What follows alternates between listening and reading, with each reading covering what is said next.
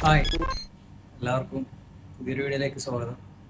അപ്പോൾ നമ്മുടെ കടയിൽ ഏറ്റവും കൂടുതൽ വിറ്റ് പോകുന്ന ഒരു സാധനമാണ് കോഫി, അതായത് ഗാവ.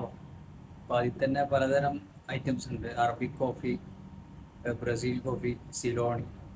അപ്പോൾ അതിൽ അറബിക് കോഫി പൊടിക്കുന്നൊരു ചെറിയ വീഡിയോ ആണ് ഞാൻ ഇവിടെ കാണിക്കാൻ പോകുന്നത്. അപ്പോൾ നമുക്ക് നേരെ